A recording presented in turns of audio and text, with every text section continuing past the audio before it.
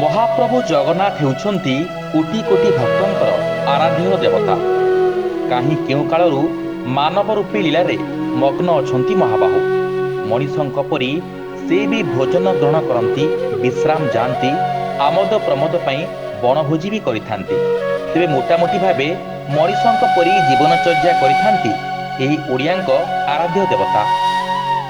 ତେବେ ଶୀତ ଋତୁରେ ଯେଭଳି ଶୀତ ଆମକୁ ଗ୍ରାସ କରିଥାଏ ଏବଂ ଆମେ ଶୀତ ଅନୁଭବ କରିଥାଉ ଏବଂ ତା ସହିତ ଶୀତରୁ ରକ୍ଷା ପାଇବା ପାଇଁ ସ୍ୱିଟର, ମଫଲର ଭଳି ଗରମ ପୋଷାକ ପିନ୍ଧୁଥାଉ, ଠିକ୍ ସେହିଭଳି ମହାପ୍ରଭୁ ମଧ୍ୟ ଶୀତରୁ ରକ୍ଷା ପାଇବା ପାଇଁ ଗରମ ପୋଷାକ ମାନ ପିନ୍ଧିଥାନ୍ତି।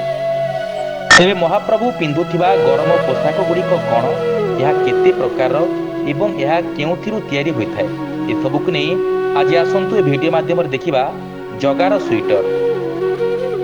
ଜଗାକୁ ବି ଶୀତ ହୋଇଥାଏ, ଆଉ ଶୀତରୁ ରକ୍ଷା ପାଇବା ପାଇଁ ସେ ବି ପିନ୍ଧିଥାଏ କୋଟ୍, ସ୍ୱିଟର, ମଫଲର ଭଳି ଗରମ ପୋଷାକ, ଆଉ ସେ ମଧ୍ୟ ବ୍ୟବହାର କରିଥାଏ ରୁମ୍ ହିଟର। ମାତ୍ର ଏଗୁଡ଼ିକ ଆମେ ପିନ୍ଧୁଥିବା ସ୍ୱିଟର, ମଫଲର ଠାରୁ ଭିନ୍ନ।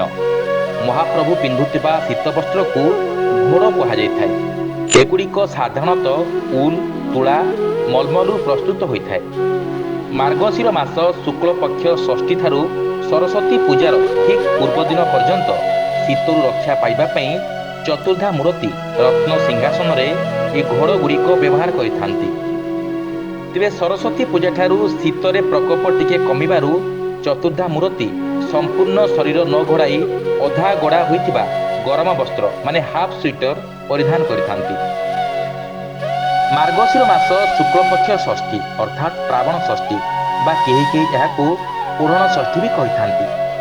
ଜଗନ୍ନାଥ ମନ୍ଦିରରେ ପାଳିତ ହେଉଥିବା ଦ୍ୱାଦଶ ଯାତ୍ରା ଭିତରୁ ଏହା ହେଉଛି ଅନ୍ୟତମ।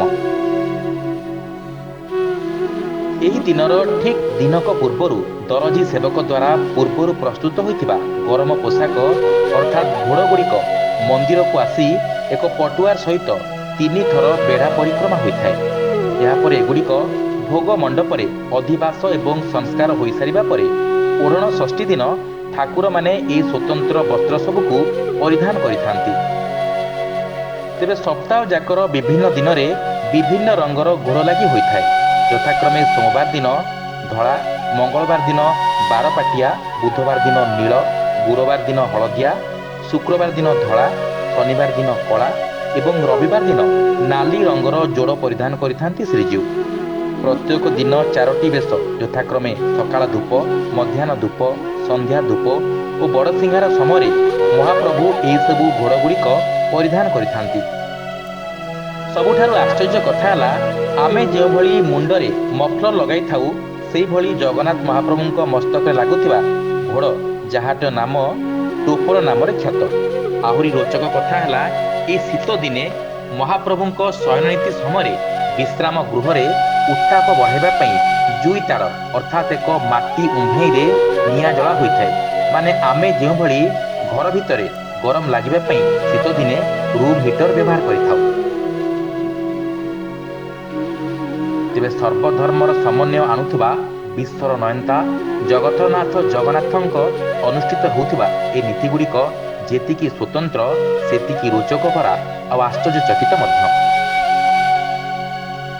Bureau report, news alert 24x7।